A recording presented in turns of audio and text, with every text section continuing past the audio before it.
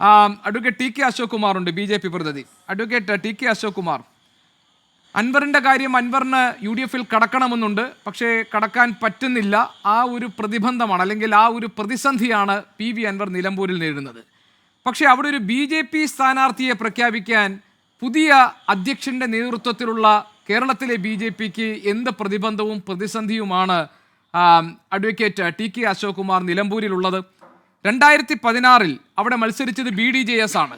അന്ന് B D J എസിന്റെ സ്ഥാനാർത്ഥി അവിടെ 13,000 വോട്ടുകൾ നേടിയിരുന്നു. എന്ന് പറഞ്ഞാൽ ബി ഡി ജെ എസ് വളരെ വലിയ രീതിയിൽ വോട്ട് അവിടെ പിടിച്ചിരുന്നു എന്നർത്ഥം. അതിനുശേഷമാണ് 2021 ആ മണ്ഡലം ബി ജെ പി വാങ്ങുന്നതും പകരം തവനൂർ മണ്ഡലം ബി ഡി ജെ എസിന് നൽകുന്നതും. അങ്ങനെ 2021 ബി ജെ പി മത്സരിച്ചപ്പോൾ അവിടെ നിങ്ങൾക്ക് കിട്ടിയത് 7,500 വോട്ടാണ്. അതായത് 13,000 വോട്ട് ബി ഡി ജെ എസിന് കിട്ടിയപ്പോൾ നിങ്ങൾക്ക് അന്ന് അവിടെ കിട്ടിയത് 7,500 വോട്ടാണ്. ബി ജെ പിയുടെ സ്ഥാനാർത്ഥി വന്നപ്പോൾ വോട്ട് കുറഞ്ഞു എന്നർത്ഥം. ആ ഭയം കൊണ്ടാണോ നിങ്ങൾ ഇക്കുറി അവിടെ സ്ഥാനാർത്ഥിയെ നിർത്താത്തത്?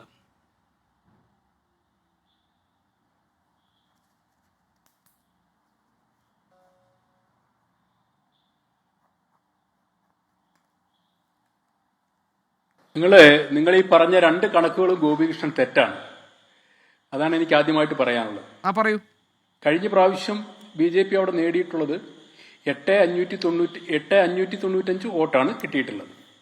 അതിനു മുൻപ് ബി ഡി ജെ എസിന് 12,200 വോട്ട് കിട്ടിയിട്ടുണ്ട്. അതിന് തൊട്ട് മുൻപുള്ള തെരഞ്ഞെടുപ്പിൽ ഞങ്ങൾക്ക് കിട്ടിയത് 4,400 അതിന് തൊട്ട് മുൻപുള്ള തെരഞ്ഞെടുപ്പിൽ ഞങ്ങൾക്ക് കിട്ടിയത് 3,600 അപ്പൊ ഈ കഴിഞ്ഞ 4 തെരഞ്ഞെടുപ്പുകളിലായിട്ട് 3,500, 4,400 ഇടയ്ക്ക് ബി ഡി ജെ എസ് വന്ന സമയത്ത് SNDP യോഗത്തിന് വലിയ സ്വാധീനമുള്ള ഒരു പ്രദേശം എന്ന നിലയിൽ ഞങ്ങൾക്ക് വോട്ട് ഉയർത്താൻ സാധിച്ചിട്ടുണ്ട്. അതവിടെ നിൽക്കട്ടെ.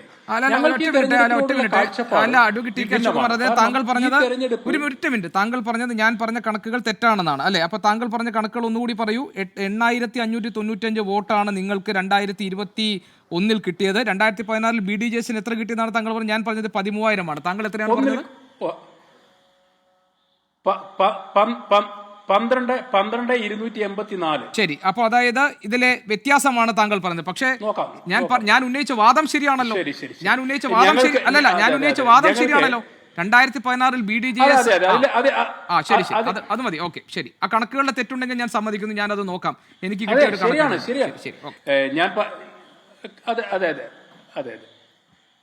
തീർച്ചയായിട്ടും ഞാൻ പറഞ്ഞു വരുന്നത് ഈ തെരഞ്ഞെടുപ്പിനെ ബി ജെ പി കാണുന്നത് തികച്ചും വിഭിന്നമായിട്ടാണ്.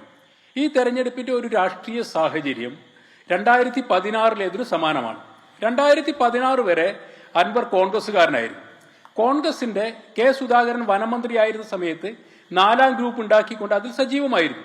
അന്ന് 2016 LDF കടന്നു വരുമ്പോൾ അൻവർ പറഞ്ഞ കാര്യങ്ങൾ ഇന്ന് പറഞ്ഞ അതേ കാര്യങ്ങളാണ്. അന്ന് പിണറായി വിജയന് പകരം വൈദ്യുതി മന്ത്രിയായിരുന്ന ആര്യാടൻ മുഹമ്മദ്, മരുമകൻ റിയാസിന് പകരം അന്ന് മുനിസിപ്പാലിറ്റിയുടെ നിലമ്പൂരിന്റെ ചെയർമാനായിരുന്ന ആര്യാടൻ ഷൗക്കത്ത്. ആര്യാടൻ മുഹമ്മദിനും ആര്യാടൻ ഷൗക്കത്തിനുമെതിരെ, വൈദ്യുതി മന്ത്രിക്കും മുനിസിപ്പൽ ചെയർമാനുമെതിരെ ആര്യാടൻ ഇസമെന്നും പറഞ്ഞുകൊണ്ട് ഇടതുപക്ഷത്തിലേക്ക് കടന്നു വന്നു.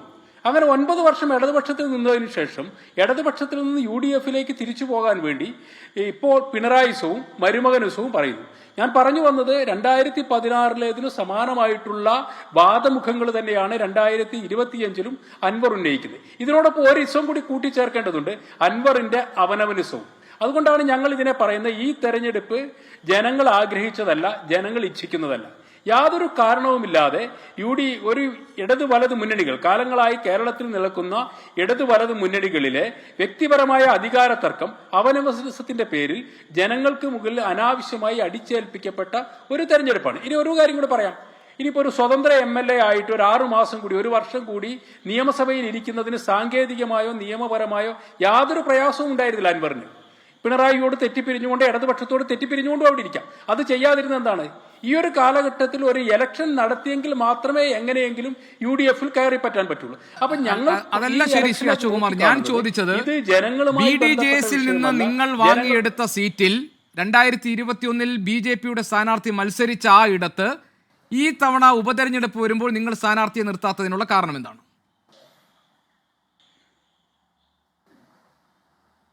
ഞങ്ങൾ സ്ഥാനാർത്ഥിയെ നിർത്തിയിട്ടില്ല എന്ന തീരുമാനം എടുത്തിട്ടില്ല. ഒന്നാമത്തെ കാര്യം. ഞങ്ങൾ രണ്ട് തരത്തിലുള്ള ചർച്ചകൾ നടത്തിയിട്ടുണ്ട്. അത് നിങ്ങളോട് തുറന്നു പങ്കുവയ്ക്കാൻ തയ്യാറാണ്. ഞങ്ങളുടെ ചർച്ചകൾ ഈ തെരഞ്ഞെടുപ്പിനെ സംബന്ധിച്ചുള്ള ഞങ്ങളുടെ നിരീക്ഷണം, ഞങ്ങളുടെ സ്ട്രാറ്റജി രണ്ട് തരത്തിലാണ്. അവിടെ പോയി അനാവശ്യമായി അടിച്ചേൽപ്പിക്കപ്പെട്ടിട്ടുള്ള വളരെ കുറഞ്ഞ കാലത്തേക്കുള്ള ഒരു തെരഞ്ഞെടുപ്പിൽ മത്സരിക്കേണ്ടതുണ്ടോ എന്ന ചർച്ച ഉണ്ടായിരുന്നു. പക്ഷെ ആ കാര്യത്തിൽ അന്തിമ തീരുമാനം പാർട്ടി ഇന്നോ നാളെ 2 ദിവസത്തേക്കകം പ്രഖ്യാപിക്കും. അതുകൊണ്ട് ഞങ്ങൾ സ്ഥാനാർത്ഥിയെ നിർത്തിയിട്ടില്ല എന്നുള്ളത് ഇന്ന് വ്യക്തമല്ല. ആ തരത്തിലൊരു നിലപാടില്ല. അതൊരു ചർച്ചയാണ്. അല്ലല്ല, അത് ഞാൻ പറയാം. അതിന് കാരണം വെച്ചാൽ BDJSന്റെ മലപ്പുറം ജില്ലാ പ്രസിഡന്റ് ഗിരീഷ് മേക്കാട് ഇന്ന് ഒരു ടെലിവിഷൻ ചാനലിനോട് സംസാരിച്ചപ്പോൾ അദ്ദേഹം പറഞ്ഞത് BDJS ആയേക്കും അവിടെ മത്സര രംഗത്തേക്ക് ഉണ്ടാവുക, തീരുമാനിച്ചു എന്നല്ല, അത്തരത്തിലുള്ള ആലോചനകൾ നടക്കുന്നുണ്ട് എന്ന്. അവർക്ക് തവനൂർ സീറ്റ് കൊടുത്ത് BJP ഏറ്റെടുത്തതാണ് ആ സീറ്റ്. ഏത്? ഈ നിലമ്പൂർ സീറ്റ്. അവിടെ നിങ്ങൾ വീണ്ടും അത് BDJSനെ ഏൽപ്പിക്കാനാണ് പോകുന്നതെങ്കിൽ നിങ്ങൾക്ക് അതിനകത്ത് നിങ്ങളുടെ ഈ സ്ട്രെങ്ത് കുറയുന്നു എന്ന ഫീൽ അവിടേക്ക് വരും എന്ന ഭയം കൊണ്ടാണോ എന്നതാണ് എന്റെ ഡയറക്റ്റ് ക്വസ്റ്റ്യൻ. അതിനകത്ത് വളച്ചു ചുറ്റിയുള്ള ചോദ്യമൊന്നുമില്ല. Very straight question. അല്ല, ഡയറക്റ്റ് ആൻസറും ഉണ്ട്. അതായത് കഴിഞ്ഞ ലോക്സഭാ തെരഞ്ഞെടുപ്പിൽ കെ സുരേന്ദ്രൻ മത്സരിച്ചു. അതിന് തൊട്ടു മുൻപത്തെ ലോക്സഭാ തെരഞ്ഞെടുപ്പിൽ ഞങ്ങൾക്ക് മത്സരിച്ചത് തുഷാർ വെള്ളാപ്പള്ളിയാണ്. കഴിഞ്ഞ നിയമസഭാ തെരഞ്ഞെടുപ്പിൽ BJP മത്സരിച്ചു. അതിന് തൊട്ടു മുൻപത്തെ ഇലക്ഷനിൽ BDJS മത്സരിച്ചു. NDAയെ സംബന്ധിച്ചിടത്തോളം NDAയ്ക്ക് കൃത്യമായി ലീഗിനും കോൺഗ്രസും വീതം വെക്കുന്നത് പോലെ ഇന്ന സീറ്റ് ഒന്നുമില്ല. ഞങ്ങൾ അങ്ങോട്ടും ഇങ്ങോട്ടും ഒക്കെ സീറ്റുകൾ മാറ്റി മത്സരിക്കാറുണ്ട്. കോട്ടയത്ത് കഴിഞ്ഞ പ്രാവശ്യം തുഷാർ വെള്ളാപ്പള്ളി മത്സരിച്ചു. അതുകൊണ്ട് ഈ പ്രാവശ്യം NDAയിലെ ഒരു ഘടകകക്ഷി BDJS ആയിക്കോട്ടെ, ഏതെങ്കിലും കേരള കോൺഗ്രസ് ആയിക്കോട്ടെ, BJP ആയിക്കോട്ടെ, NDAയുടെ സ്ഥാനാർത്ഥി അവിടെ ഉണ്ടാകും എന്നുള്ളതാണ് ചർച്ചകൾ നടക്കുന്നത്. അതിൽ അന്തിമ തീരുമാനം വരും. ഞങ്ങൾ ഇവിടെ ഒരു മൂന്നാമത്തെ രാഷ്ട്രീയ പാർട്ടിയാണെന്ന് ഞങ്ങൾ സമ്മതിക്കുന്നു. 9 വർഷമായിട്ട് സിറ്റിംഗ് MLA ആയിട്ടുള്ള രാഷ്ട്രീയ പാർട്ടി ഇതേവരെ സ്ഥാനാർത്ഥി നിശ്ചയിച്ചിട്ടില്ല. അവരുടെ സ്ഥാനാർത്ഥിയും കൂടെ വരട്ടെ, എന്നിട്ട് ഇരു സ്ഥാനാർത്ഥികളെ മെറിറ്റ് അറിയട്ടെ, അതിനനുസരിച്ച് ഒരു സ്ഥാനാർത്ഥി ഞങ്ങൾക്ക് നിർത്തിക്കൂടെ? ശരി, ഒറ്റ കാര്യം, അതായത് ഞാൻ ഇടവേളയിലേക്ക് പോവാണ്. അതിന് മുമ്പ് ശ്രീ അഡ്വക്കേറ്റ് ടി അശോകുമാർ ഒരു കാര്യം, അതൊക്കെ ശരി, പക്ഷെ അന്നൊന്നും ഇല്ലാത്തൊരു സാഹചര്യമുണ്ട്. BJPയുടെ പുതിയ സംസ്ഥാന നേതൃത്വം അല്ലെങ്കിൽ സംസ്ഥാന അധ്യക്ഷൻ വന്ന ശേഷം ഉണ്ടാകുന്ന ആദ്യത്തെ തെരഞ്ഞെടുപ്പാണ്. അവിടെയാണ് BJP സ്ഥാനാർത്ഥി വേണ്ട എന്ന് തീരുമാനിക്കുന്നത് എന്നതേ ഉള്ളൂ അതിനകത്തുള്ള രാഷ്ട്രീയ പ്രസക്തി അല്ലെങ്കിൽ രാഷ്ട്രീയ കൗതുകം. അതാണ് ഞാൻ പറയാൻ സൂചിപ്പിച്ചത്. പിന്നെ താങ്കൾ പറഞ്ഞതുപോലെ തീരുമാനമൊന്നും അന്തിമമായി വന്നിട്ടില്ല എന്നത് ഈ ഘട്ടത്തിൽ താങ്കൾക്കൊരു വാദമായി ഉന്നയിക്കും.